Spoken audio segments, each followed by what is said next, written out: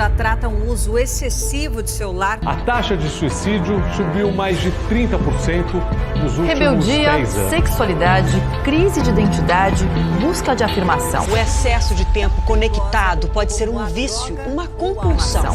Quase sempre são grandes as dificuldades de comunicação entre pais e filhos adolescentes.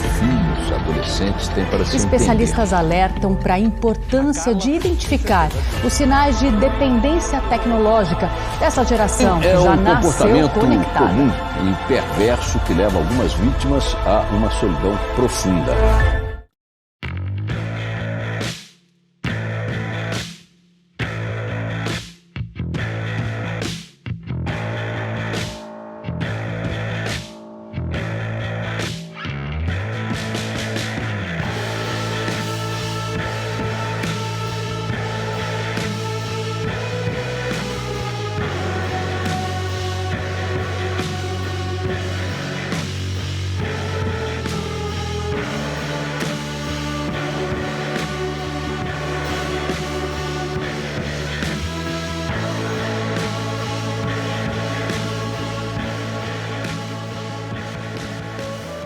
A UFPR está acompanhando um projeto que chama Empoderamento de Adolescência. É um projeto maravilhoso que essas 3 meninas estão fazendo, porque eu acho que é um dos trabalhos mais bonitos que eu vi recentemente, assim, e ela está conectando as relações de adolescentes com seus pais de novo.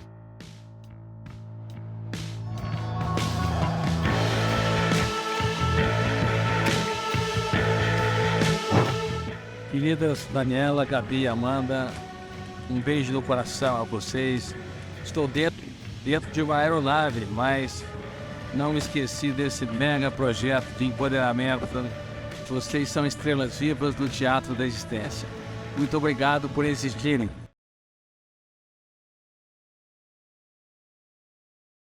Vamos começar falando sobre... O que é um adolescente nesse século? É ser adolescente no século XXI, né? Que é muito diferente. Então, todo mundo fala assim, mas esse adolescente é o adolescente do mimimi, é o adolescente frágil. O que aconteceu? Quando as pessoas falam assim, né? O mundo mudou. A adolescência em si, o processo do adolescer, ele é o mesmo. Então, quando você fala assim, eu já passei por isso aí vai passar, dá tudo certo. O processo do adolescer é o mesmo. Os dilemas são os mesmos, as questões que eles estão enfrentando com relação à construção de identidade, é tudo a mesma coisa. Mas o que mudou? O mundo. Tudo.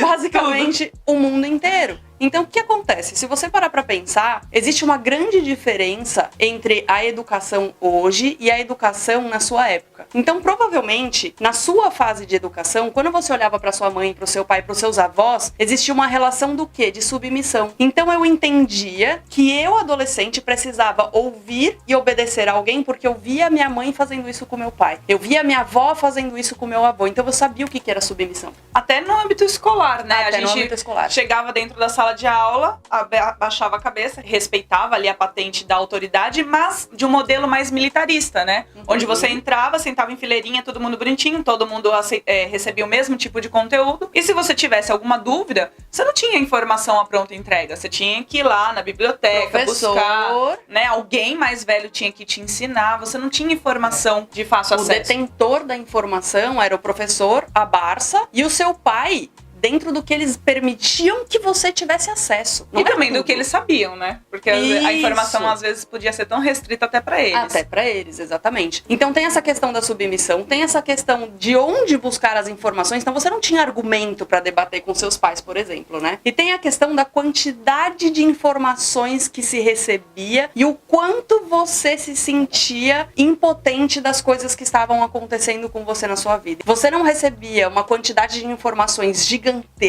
vindo de tudo que é lugar, coisas até que eram além daquilo que você precisava saber daquela idade, você não tinha isso. E você também tinha uma questão de não se colocar à prova o tempo inteiro. Então, no máximo, você se comparava com o vizinho, com a pessoa da escola, você não tinha no seu processo era um social muito restrito, né, na verdade. Era. Porque imagina, você tava dentro da comunidade, do bairro, da escola, e você só tinha que se relacionar com aquele grupo de pessoas. Hoje, você se relaciona com o mundo inteiro. E em uma o mundo fração inteiro de segundos. te julga, né? O mundo inteiro te coloca alguma coisa. Te coloca sob pressão. aceitação, porque você precisa se sentir aceito. Aliás, isso é natural do adolescente, né? Do ser humano. Se sentir pertencente a algum grupo, se sentir pertencente a um clã. Então, você se relacionar via internet hoje com a tecnologia no século XXI, como a gente falou, na educação no século XXI, a tecnologia trouxe uma informação tão vasta e tanta demanda que a gente não consegue mais processar da mesma forma como a gente processava. Porque a Amanda estava falando exatamente isso. A gente vinha de um grupinho mais restrito, fechado, um ambiente mais controlado. Hoje já não existe mais tanto controle, apesar de haver toda a tecnologia que a gente consegue limitar umas coisas ou outras, mas o controle é muito diferente. A forma de se relacionar, a quantidade de pessoas que a gente se relaciona,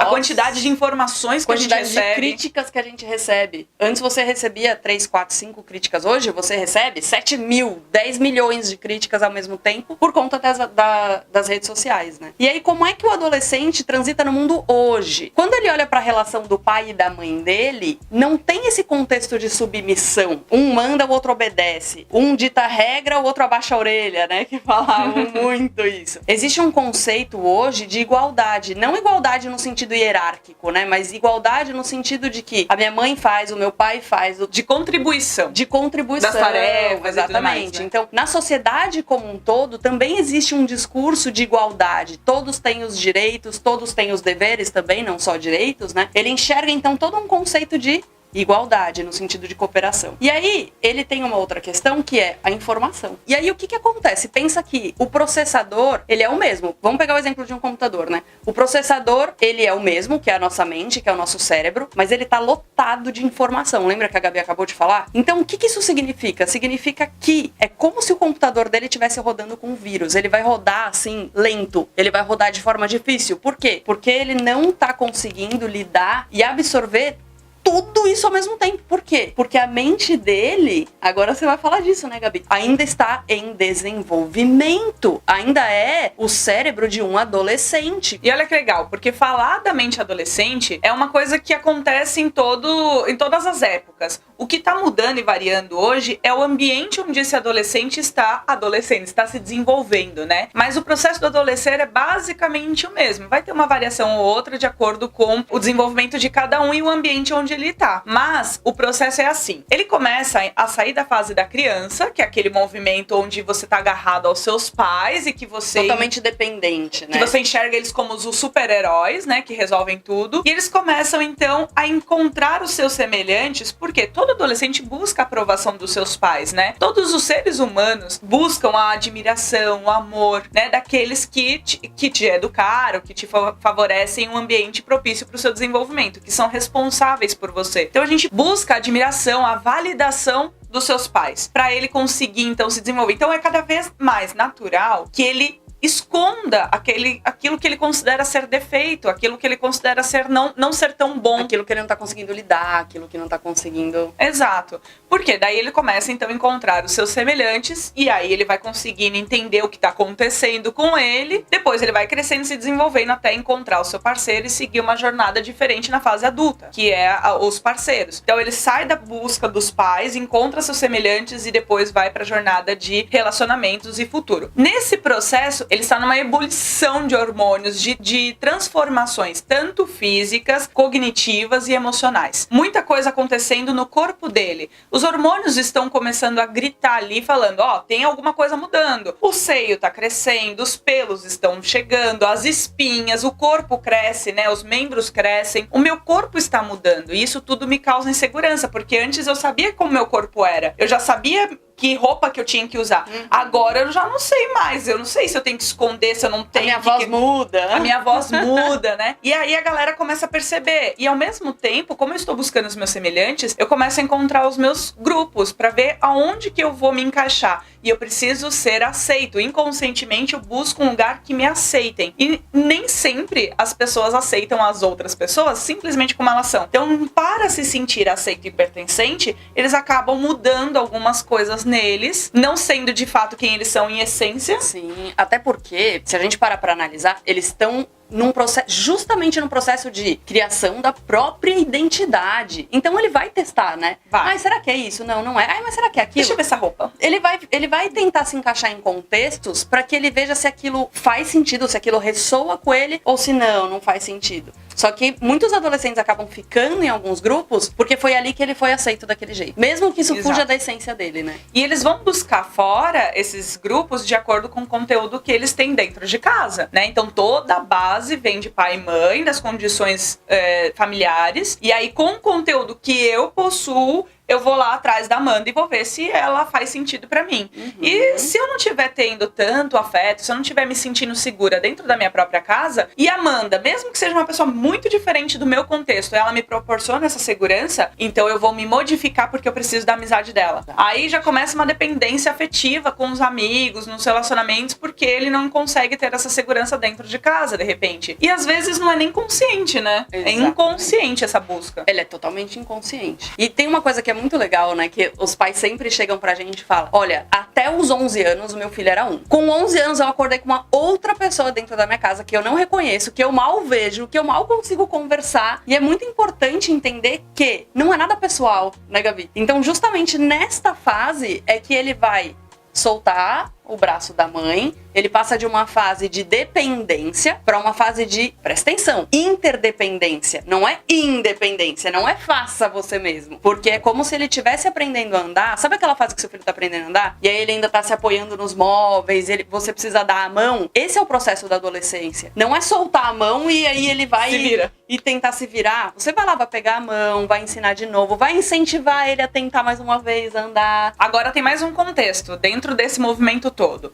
Como ele tá tendo todas as informações de muito fácil acesso, se ele tá com fome, ele pede um iFood. Se ele tá querendo sair, ele pede um Uber. Como a informação chega muito rápido, é muito fácil acesso, é natural que, dentro desse movimento fácil de tecnologia e de informação, e com esse movimento de insegurança de saber quem eu sou, porque é na adolescência que ele descobre quem ele é, qual é o papel dele no mundo, ele se testa, né, como a Amanda falou. Então, nesse movimento de eu não sei quem eu sou ainda, não quero me expor, eu quero ficar aqui, eu vou conversar com os mais próximos, ainda agregando todo o movimento pandêmico que nós tivemos, porque o movimento pandêmico fez com que nós nos retraíssemos, nós nos fechássemos dentro das nossas casas, e no movimento de socializar é onde eu consigo descobrir quem eu sou. Como foi interrompido aí durante um ano e meio, quase 2 já, né, a gente já vai fazer 2 anos de pandemia, como foi interrompido esse processo, aquele movimento que eu teria na socialização de descobrir quem eu sou, foi vetado, foi bloqueado. Então eu estou em casa, tá mais difícil de eu retornar pra escola, tá mais difícil de eu entender quem eu sou, tá mais difícil de eu começar a socializar de novo, porque muita coisa mudou, meu corpo mudou,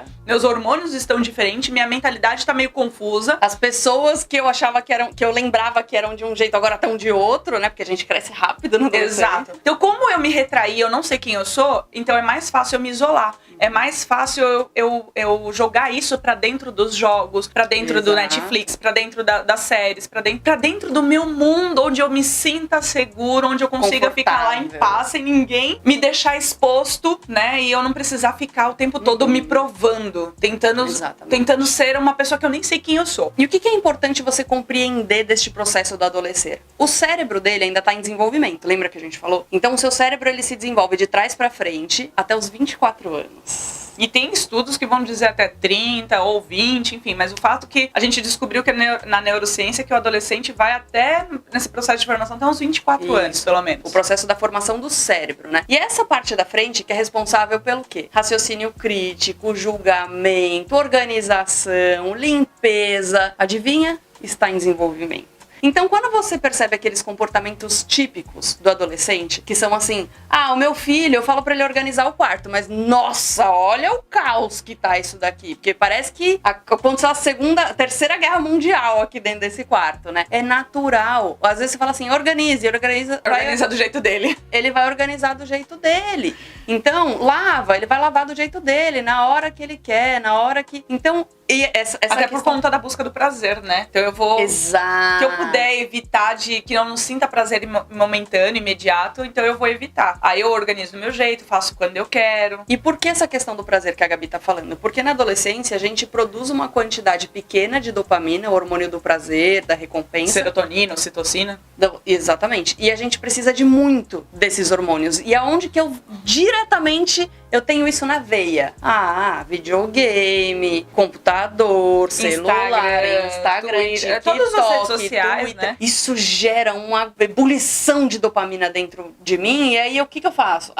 Eu não consigo lembrar de fazer, porque eu quero fazer aquilo que me dá muito prazer, mas me dá muito prazer, e meu cérebro busca muito aquilo na adolescência. Então é natural que o seu filho não consiga largar isto sozinho, parar, simplesmente falar, não, agora eu vou parar de jogar porque minha mãe pediu pra lavar louça, ou não, agora eu vou parar de ficar no TikTok. Eu vou parar de sentir prazer porque eu tenho que fazer uma responsabilidade que minha mãe quer que eu faça. Porque eu tenho que estudar, porque eu tenho que fazer um trabalho. Muito difícil, ele precisa muito da sua ajuda ainda. Organização, limpeza, higiene. Nossa, meu filho, se deixar, ele toma banho uma vez por ano. Sim, porque isso tá em processo de construção ainda na mente dele. Então, quando você entende isso, você fala, poxa, eu tava julgando, achando que meu filho era desleixado, desorganizado, não tava Sem nem foco. aí pra nada, sem foco. E, na verdade, isso é um processo natural. O que eu preciso fazer, então? Dar a mão pra ele e a gente começar a fazer o quê? Construir isso juntos.